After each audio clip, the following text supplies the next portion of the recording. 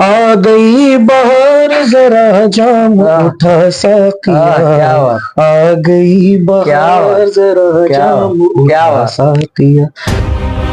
हैरतों के सिलसिले सोजे निहा तक आ गए, हम नजर तक चाहते थे तुम तो जहां तक आ गए। क्या बात, खुद तुम्हें चाह के गरीबा का शऊर आ जाएगा, तुम वहां तक आ तो जाओ हम जहां तक आ गए। क्या बात है।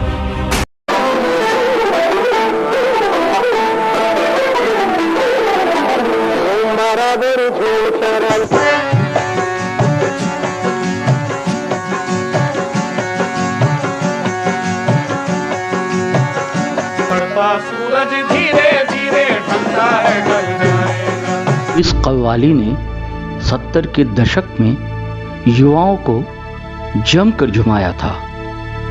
आज भी थिरकन कम नहीं होती।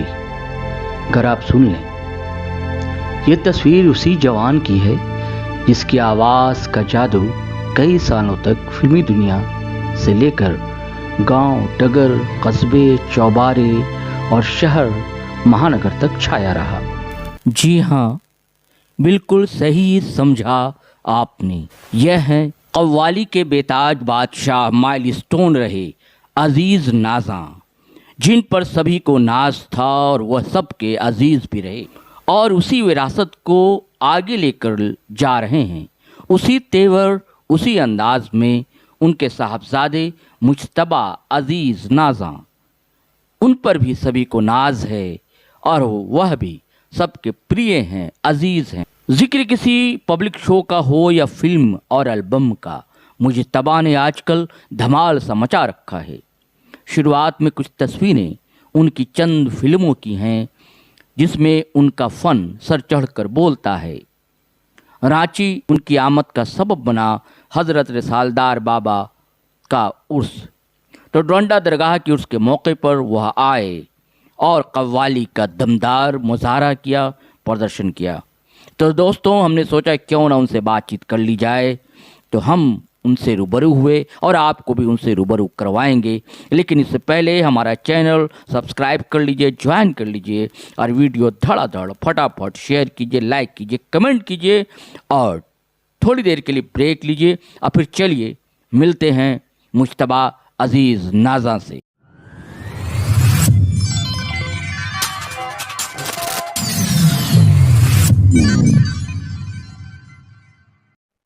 साथियों, सलाम, नमस्ते, सत श्री अकाल और जय भीम जोहार। साथियों, कहा जाता है वचन जिसे एक तहजीब कौल कहती है, और उसी कौल से हमारे पुरखे कह गए कव्वाली बनती है।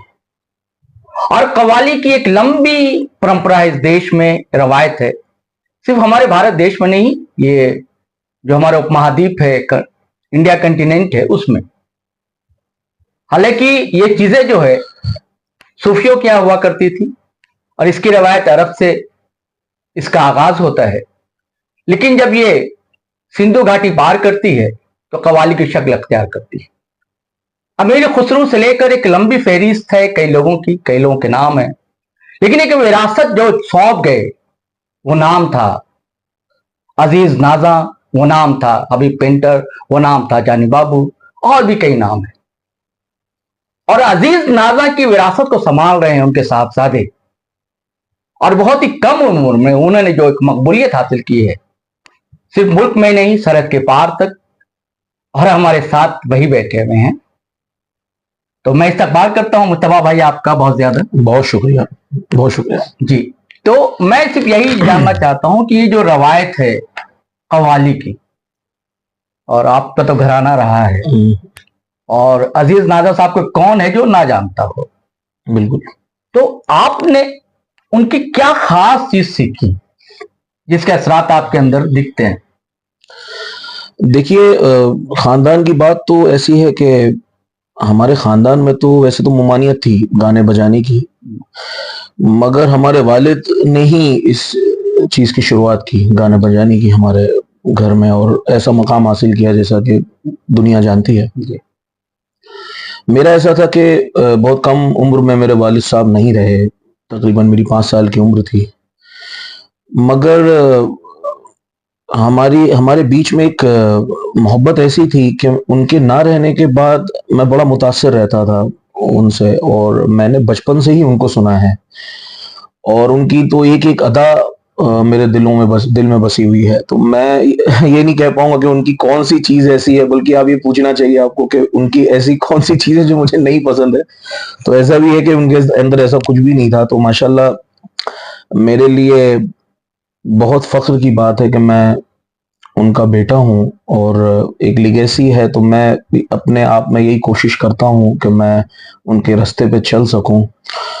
और ये भी मैं बताना चाहूंगा कि एक वक्त ऐसा भी आया कि मुझे ऐसा महसूस हुआ कि ऊपर वाला जो है इस तरीके के जो एक शख्स को ऐसा पैदा करता है जो सदियों में एक बार पैदा होता है। तो मैं समझता हूँ कि मेरे वालिद साहब उनमें उनमें से एक थे। तो मैंने फिर उनके रास्ते पे चलते हुए मैंने ये कोशिश किया कि मैं अपनी कुछ पहचान बनाऊं, या मैं उनके जैसा ना हो के, क्योंकि उनका खून मेरे अंदर है। तो उनकी तो जो बातें, वो तो उनकी झलक तो रहती है मेरे अंदर। लोग कहते हैं हेरिडिटी है, लोग देख के कहते हैं अरे आप उनके जैसे दिखते हैं। तो मैंने कहा वो तो है ही है, वो तो ऊपर वाले की तरफ से मिला ही है। तो क्यों ना मैं अपनी कोशिशों से मैं खुद अपनी पहचान बनाऊं, और लोग ये कहें कि भाई हाँ ये मुश्तबा अजीज नाजा की कुछ कोशिश है। तो मैंने हमेशा ये कोशिश की है। तो मैं इंस्पिरेशन तो हमेशा वो रहे हैं मेरे, और उनकी बहुत सारी चीजें हैं, उनकी तर्जें, उनकी धुनें, उनका इंतखाब, जो कि आजकल तो सुनने ही नहीं मिलता है। तो मैं हर चीज से मुतासिर रहा हूँ, और उसी चीजों को लेकर मैं आगे बढ़ता आया हूँ और आगे बढ़ रहा हूँ। नहीं, आपने जैसा बताया, बड़ा बहुत कम उम्र थी आपकी जी जब जुदा हुए जी वालिद। तो तब बहुत मुश्किल था कि उनसे क्या सीखना। तब तो फिर आप ऑडियो वीडियो, जी, मेरे पास वही साधन था, वही सब कुछ था आपके पास। तो उनकी सबसे, आपने सही कहा कि कोई शख्स ऐसा नहीं कहेगा वालिद की कौन अदा नापसंद है, तो भी नहीं कहेगा, हर अदा पसंद आती है। लेकिन फिर भी कुछ ऐसी चीज होती है कि कुछ ज्यादा पसंद करते हैं। तो इतनी कव्वालियां उनकी, ढलता सूरज है और भी, तो सबसे ज्यादा कौन सी कव्वाली है जो आपको अच्छी लगती है? उनकी तमाम गजलें ऐसी हैं कि जो बहुत मुझे पसंद हैं, और कुछ कलाम ऐसे हैं उनके। उनकी एक कव्वाली है जो कि मेरे वालिद को भी झूम बराबर झूम शराबी से ज्यादा पसंद थी। वो कव्वाली है वो, आ गई बहार जरा जाम उठा साकिया, आ गई बहार जरा जाम उठा साकिया। तो ये कुछ तर्जें उनकी जो उन्होंने बड़े अलग अलग रागों में बनाया है। और हमारे वालिद साहब, मैं आपको बता दूं कि हमारे हिंदुस्तान में कव्वाली फील्ड में, बल्कि आप ये कह सकते हैं कि बॉलीवुड इंडस्ट्री में भी लोगों ने उनका सिक्का माना है। और कव्वालों में डिफरेंट अलग अलग रागों में, वो राग के जिनके बारे में लोगों को पता ना, उन रागों में उन्होंने कंपोजिशंस बनाई है। तो ये सारी चीजें, मैं इन सारी चीजों से बड़ा हो रहा हूँ, मुतासर रहा हूँ। तो मैं भी अपनी तर्जों को कुछ अलग बनाने की कोशिश करता हूँ। और बहुत सारी चीजें उनकी है जो मुझे, जिन शायरों का इंतखाब करते थे अजीज नाजा मरहूम साहब, तो उनको आप भी इंतखाब करते हैं? बिल्कुल करते हैं। उनके तमाम शायर उनके दोस्त हुआ करते थे। मिराज फैजाबादी हुए, वाली आसी हैं। तो वाली आसी भी नहीं रहे शायद ना? वो भी नहीं रहे, हाँ। बहुत सारे हैं जो शायर शोरा रहे नहीं। तो उनके जो इंतखाब हैं उनको मैं भी वो करता हूँ। उनका बहुत सारे खजाने ऐसे हैं जो मेरे पास आज तक महफूज हैं, और इसका श्रेय मैं मेरे वालिदा को दूंगा।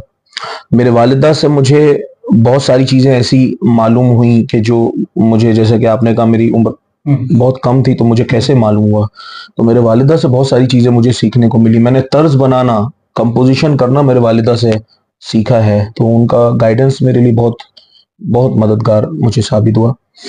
तो ये है कि जो शोरा हैं और जो नए शोरा जो हैं, उनमें बहुत सेलेक्टेड कुछ लोग हैं जिनको मैं गाना पसंद करता हूँ। और मेरे वालिद साहब पढ़ा करते थे काबिल अजमेरी, जो पाकिस्तान के शायर थे, जिनकी गजल थी कि हैरतों के सिलसिले सोजे निहा तक आ गए, हम नजर तक चाहते थे तुम तो जहां तक आ गए। क्या बात, खुद तुम्हें चाके गरीबा का शऊर आ जाएगा, तुम वहां तक आते जाओ हम जहां तक आ गए। क्या बात है, क्या बात। तो उनको मैं बहुत पसंद करता हूँ। काबिल अजमेरी साहब हैं, और कुछ और ऐसे हैं जिनको मैं बहुत पसंद करता हूँ। तो दीगर बहुत सारे ऐसे शोर हैं। आपकी वालदा साहबा भी बहुत अच्छी शायरी करती हैं। मुमताज नाम दिया, मुमताज है। जी जी जी। तगज़ुल है उनके यहाँ गजल में। जी। और बहुत अच्छी, बड़ी म्यारी गजलें कहती है। बेशक। तो उनकी गजलों को कभी पढ़ने का, गाने का शौक हुआ? एक्चुअली इस वक्त जो हमें जो अवाम, जिस तरीके का अवाम का सामना करना पड़ता है, तो बाज़ वक्त ऐसा होता है कि जो बहुत दकीक गजलें हैं हमको पढ़ने का मुश्किल मौका होती नहीं है। मिल पाता है जी, क्योंकि वो समझ ही नहीं आ पाती है जो आम फहम। और इसकी वजह बहुत बड़ी वजह यह है कि जो हमारे नौजवान हैं उनमें थोड़ी सी इल्म की कमी है। अगर थोड़ा उर्दू पढ़ें, थोड़ा सा इल्म हासिल करें, तो उनको उनका उतना उनका जहन वो कर पाएगा कि हम ऐसी भी गजलें सुना सकते हैं। मगर अभी आजकल क्या है, ज्यादातर हल्की फुल्की गजलों का दौर है, तो वही ज्यादातर पसंद करते हैं। तो बहुत कम मौके ऐसे आते हैं, बहुत कम ऐसी महफिलें होती हैं कि जहां पर हम वो गजलें सुना सकते नहीं, हैं। कभी ख्याल नहीं आया कि उनका एक एल्बम हो आपकी आवाज में? हम ऑलरेडी काम कर रहे हैं उस पर। अभी मेरे वालिदा की कुछ गजलों को लेकर मैंने अभी काम भी शुरू किया हुआ है और उस पर लगे हुए हैं, और बहुत जल्द इंशाल्लाह कुछ गजलें लोगों के सामने आएंगी इंशाल्लाह। अभी मैं चाहता हूँ अपने सफर के बारे में बताएं। आपने बताया कि कैसे, लेकिन पूरा की शुरुआत से कि आप छोटे थे, उसके बाद पहली बार आपने कब मन हुआ कि मैं भी गाऊं, या परफॉर्मेंस कब किया आपने पहली बार? सच बताऊं तो जब मेरे वालिद हयात थे, उसी दौरान मेरा गाने बजाने का तो सिलसिला चालू हो गया था। पेटी पकड़ लेते थे? मेरे वालिद साहब ने मुझे मेरे बर्थडे पे एक छोटा सा हारमोनियम गिफ्ट किया था, बनवा के। क्या बात! कस्टम मेड हारमोनियम बनवा के गिफ्ट किया था। मैं, मेरे वालिद का वो पियानो रखा रहता था, मैं उस तक पहुंच नहीं पाता था, मेरे वालिदा बताती है, मैं उसको उठा के उसको बजाने की कोशिश करता था, तबला बजाने की कोशिश करता था। मैं बचपन में एक तिरकीट बजा लिया करता था तबले में, मेरी वालिदा ने बताया। तो गाने बजाने से तो बचपन से ही मैं अपने स्कूल में बैठा रहता था, पढ़ाई में तो मन लगता नहीं था। और टेबल बजा दिया, अपने दोस्तों को गाना बजाना सुना रहे। तो ये तो एक माहौल बचपन से ही था, दिमाग में था कि मुझे कव्वाल बनना है। फिर थोड़ा सा उम्र बढ़ी तो फिर लगा कि नहीं यार, हमारे वालिद तो म्यूजिक डायरेक्टर भी थे, तो फिर रुझान थोड़ा उधर भी हो गया कि नहीं, मुझे म्यूजिक कंपोजर भी बनना है। तो आपकी दुआ से काफी मुश्किल सफर रहा, और मेरे जो घर वालों ने काफी मुझे सपोर्ट किया, मेरे चाहने वालों ने बहुत सपोर्ट किया। एक लंबा सफर रहा है मेरे वालिद साहब के गुजरने के बाद। जो सफर में जो मुश्किलें आई हैं, उसका सामना ऊपर वाले की, मेरे वालिदा की दुआ से किया हमने, और जहां तक पहुंचे हैं। कव्वाल बनना चाहते थे, ऊपर वाले ने कव्वाल बना दिया, और कोशिश किया कि अच्छे से अच्छा हम लोगों के सामने प्रेजेंटेशन करें। म्यूजिक डायरेक्टर बनना चाहते थे, तो म्यूजिक डायरेक्शन तो आपकी दुआ से मैंने अमोल गुप्ते जी हैं, एक हमारे बहुत फिल्म इंडस्ट्री के बहुत जाने माने डायरेक्टर हैं, राइटर हैं, उनके साथ मैंने एक स्निफ नाम से एक फिल्म की, जिसमें मैंने as a director music direction मैंने उनके साथ काम किया। मैंने संजय लीला भंसाली जी के साथ दो फिल्में, जिसमें बाजीराव मस्तानी और पद्मावत, इन दो फिल्मों में मैंने तकरीबन 3 गानों में मैंने उनके साथ as a music director associate किया। वाह, बहुत खूब। जिसमें आपने 3 गाने हैं, जिसमें दीवानी मस्तानी है, आयत है, उसमें जो कव्वाली का पोर्शन है वो मैंने ही कंपोज किया है। तो ये कुछ मौके ऐसे हैं, कुछ ऐसी चीजें मुझे करने का मौका मिला, तो जो भी मेहनत किया उसका सिला ऊपर वाले ने दिया मुझे, और मेहनत जारी है। कौन सी कव्वाली थी वालिद साहब के हयात के दौर में आपको जब हारमोनियम ला कर दिया उन्होंने? तो अगर आपको याद हो कि कौन सी कव्वाली जो गाते थे आप? मेरे वालिद साहब ने एक नाते पाक बनाई थी उनके आखिरी के वक्त में। आपने पता नहीं, अगर बहुत सारे, बहुत मुख्तसर उन्होंने 2-3 प्रोग्राम में ही गाया था। सल्ले अला नबीना, सल्ले अला नबीना, सल्ले अला नबीना, तुझसे सुखन की आबरू, मेरी मताए फिक्र तू, मेरा हुनर तेरी सना, सल्ले अला नबीना। तो मैं ये गुनगुनाते रहता था मेरे वालिद साहब के सामने। हाँ, तो वो बड़े खुश होते थे। तो अपने दोस्त, पहली बार कहाँ डाइज आपने शेयर किया? पहली बार मंच पर कहाँ आपने? पहली बार मंच मैंने, क्योंकि मेरे वालिद साहब के इंतकाल के बाद हम कानपुर शिफ्ट हो गए थे, तो कुछ फैमिली, कुछ ननिहाल चले गए। हाँ, ननिहाल चले गए थे कुछ। तो वहां पर कव्वाली का प्रोग्राम होना था। कानपुर में एक जगह है बाबूपुरवा, वहां पे कव्वाली का प्रोग्राम होना था। वहां पे हमारे कजिन ब्रदर जो हैं मरहूम हो गए, अभी गुजर गए 1 साल पहले, जाहिद नाजा, जी जी।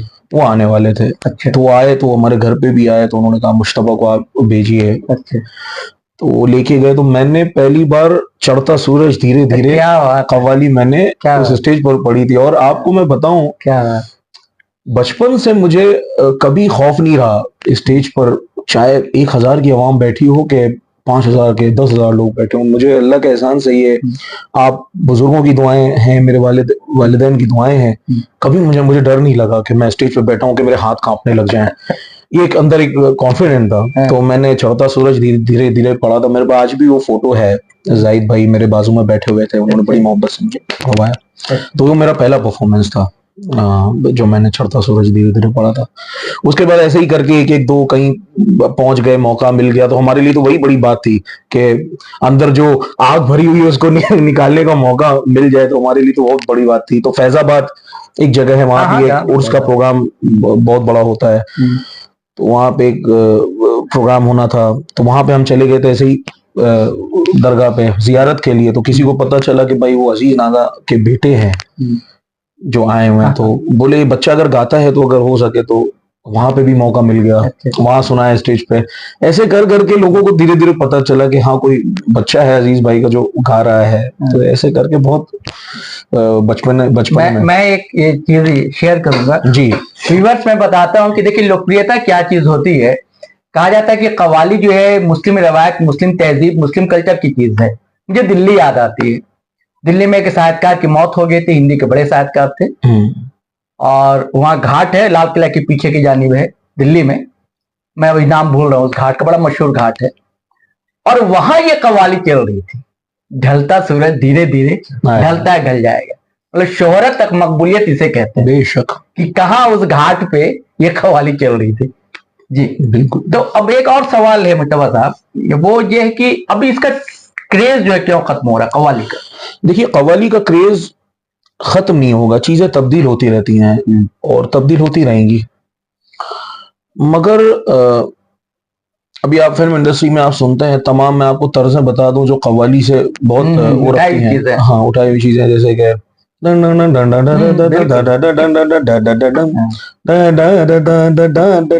क्या है कव्वाली है। तो कव्वाली अपने आप में इतनी पावरफुल है और अपने आप में इतना अहमियत उसकी है कि वो खत्म नहीं हो सकती। कहीं ना कहीं उसका अंदाज, कहीं ना कहीं उसका रंग, फ्यूजन है, आ जाएगा। मगर लोगों में इसका मेरा मानना ऐसा है कि जहां थोड़ा सा ट्रेंड चेंज हो गया है म्यूजिक को लेकर और इसको लेकर, तो एक जमाने में जो तहजीब हुआ करती थी लोगों के अंदर कि भाई कव्वाली है तो अदब से बैठ के लोग सुनाना, वो ट्रेंड जो है कहीं ना कहीं खत्म हो गया है।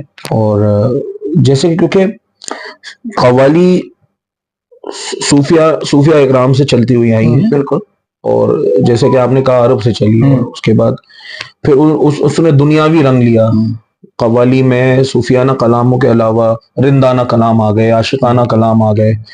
तो इसी तरह से ट्रेंड चेंज हो गया। कव्वाली को कव्वाली की तरह नहीं पेश किया जा रहा है, कव्वाली को भी कुछ अलग तरीके से पेश किया जा रहा है। तो लोग सुनने वाले भी उसको अलग तरीके से ही सुन रहे हैं, वो अदब वो तहजीब खत्म हो गया। तो ये ऐसा कहते हैं, और थोड़ा सा ऐसा मेरा मानना है कि थोड़ा सा सियासी रंग भी इसमें है।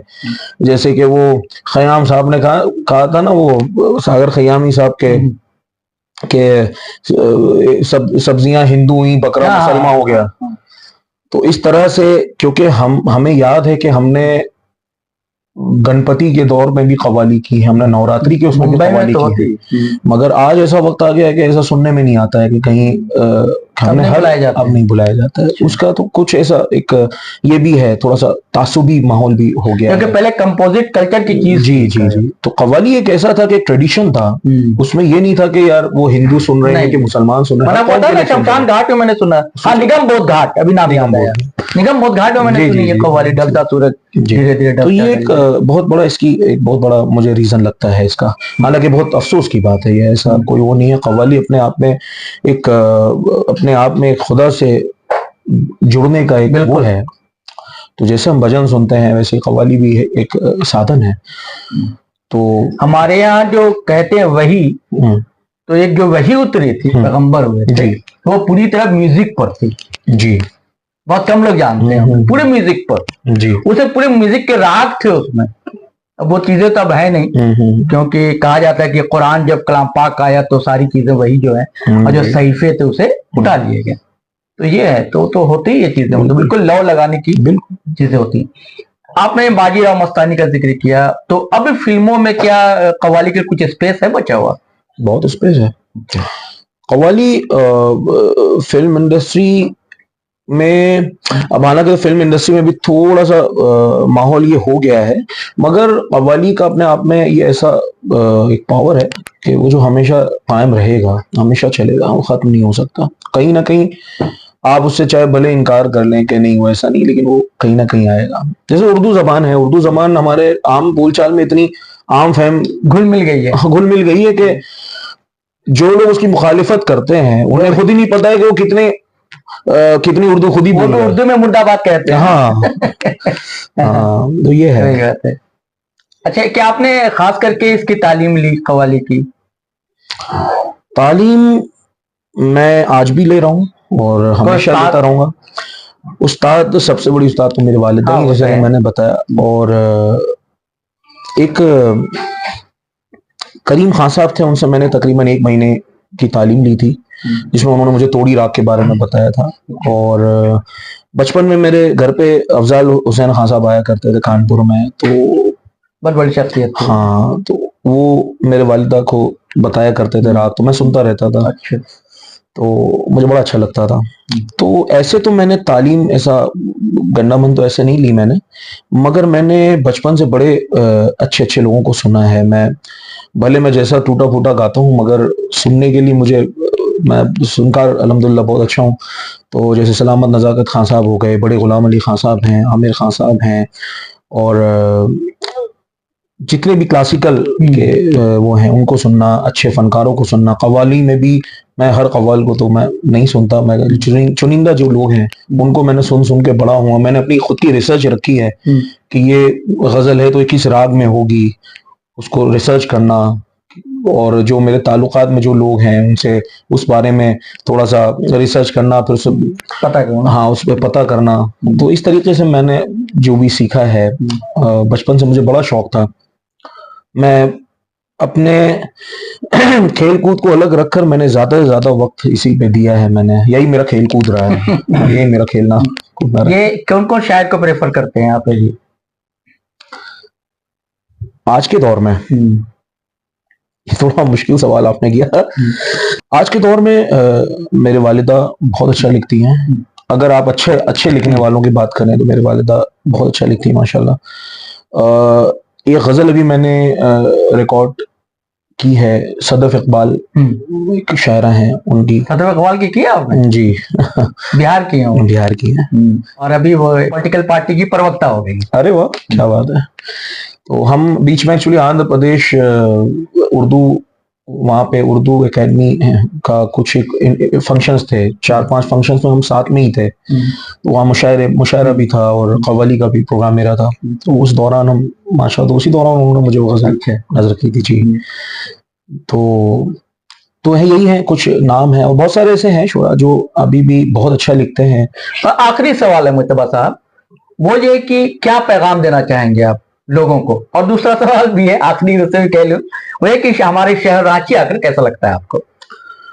रांची आकर मुझे ऐसा लगा कि मैं 15 साल, मेरी उम्र कम हो गई है। और क्या बात मेरा वो वक्त आ गया वापस जब मैं पहली बार आया था रांची, और बहुत अच्छा माशाल्लाह प्रोग्राम रहा और बड़ी लोगों से मोहब्बत मिली।